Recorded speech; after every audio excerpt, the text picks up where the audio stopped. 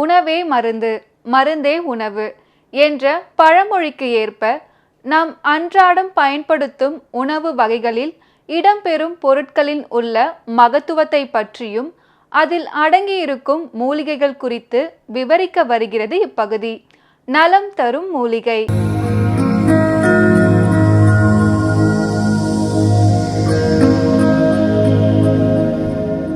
மக்கள் வணக்கம்.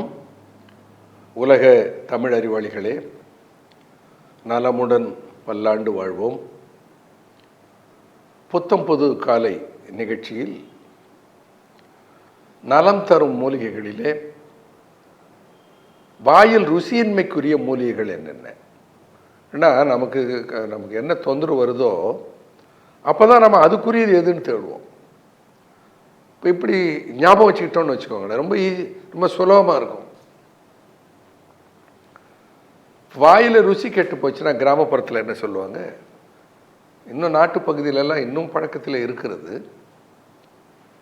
ஆல் பக்கோடா சாப்பிடுங்கன்னு சொல்லுவாங்க. ஆல் பக்கோடா என்பது ஒரு பழம், புளிப்பு ருசி உடையது.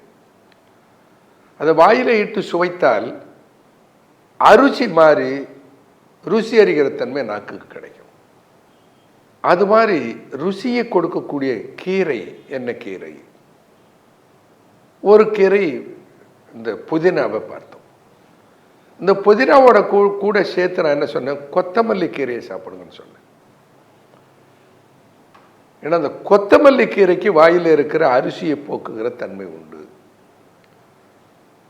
கொத்தமல்லி கீரை உண்ண கோர அரோச்சகம் போம், கொத்தமல்லி கீரை உண்ண கோர அரோச்சகம் போம், பித்தம் எல்லாம் வேருடனே பெருங்கான், வெச்சனவே போகம் விளைவிக்கும் சூரம் தீரும், கச்சுமுலை மாதே அரி என்று கச்சனிந்த தனத்துக்கு சொந்தக்காரியினை பார்த்து சொல்லுவதைப் போல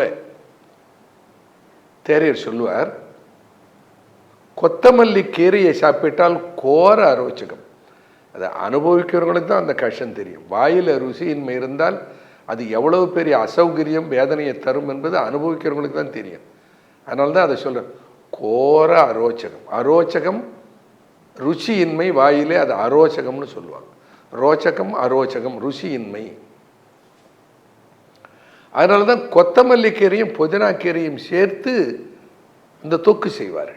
சும்மா ஏதோ கொத்தமல்லி புதினா சேர்த்து பார்க்கிறாங்க. எல்லாவற்றுக்கும் ஒரு அடிப்படை காரணம் இருக்கிறது, எல்லாவற்றுக்கும் ஒரு மருத்துவ பண்பு உள்ளே இருக்கிறது.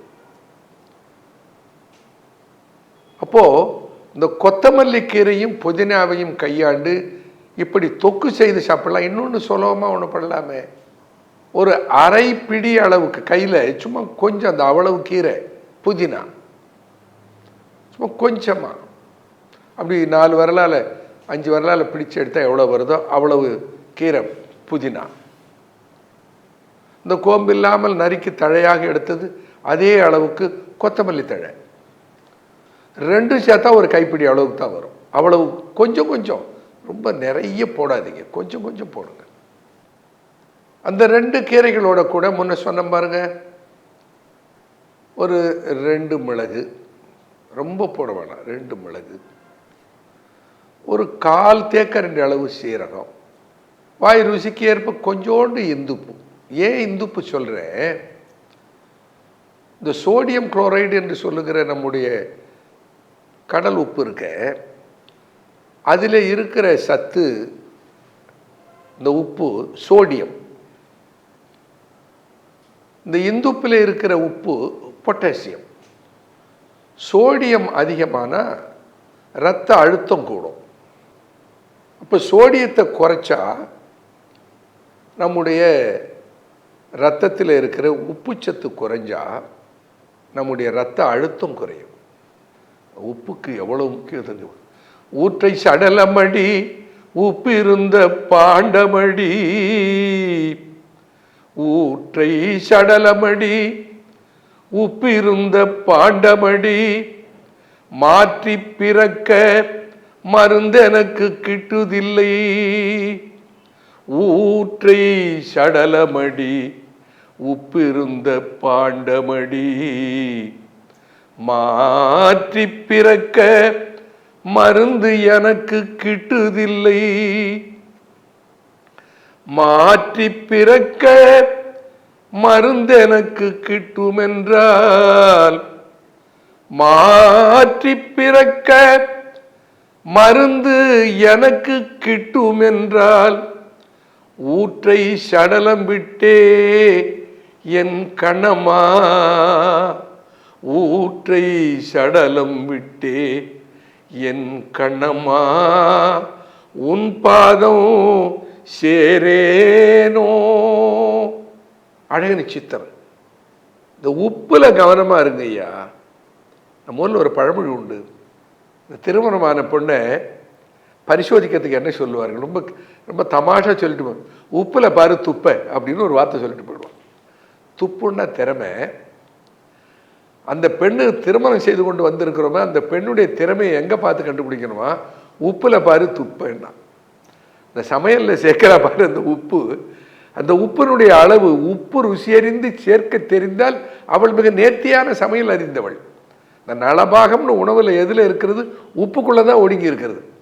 இந்த உப்பில் தான் உடம்பாகி இருக்கிறது. உப்பு இருந்த பாண்டமும் உழவிருந்த நெஞ்சமும் தட்டி உடையாது தானே உடையும் என்று சித்தர்கள் சொன்னாங்க. தட்டவே வேணாம், தானாக நொறுங்கி போயிடும். அதனால் பாத்திரத்துக்குள்ள உப்பும் மனசுக்குள்ள களவும் இருக்கக்கூடாது. உளவு சொல்லுவது களவு சொல்லுவது இருக்கக்கூடாது. இப்போது உப்பில் சோடியம் குளோரைடு இரத்த அழுத்தத்தை கூட்டி இருதய நோய்களை கொண்டு வந்து உடம்பை கெடுத்து விடும். அதனால தான் நான் எதுக்காக சொல்கிறேன், சோடியம் குளோரைடு வேணாம், கல்லுப்பு வேணாம், கொஞ்சம் இந்துப்பு போட்டுங்கன்னு சொன்னேன். சரி, அது எப்படி தயாரிக்கலாம் தொடர்ந்து பார்ப்போமே.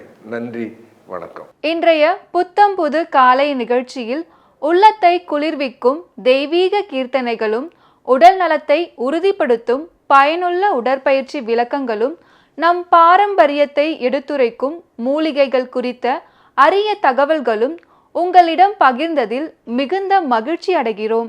உடலும் மனமும் ஆரோக்கியமாக இருந்தால்தான் ஒவ்வொரு நாளும் புத்துணர்ச்சியுடன் தொடங்க முடியும்.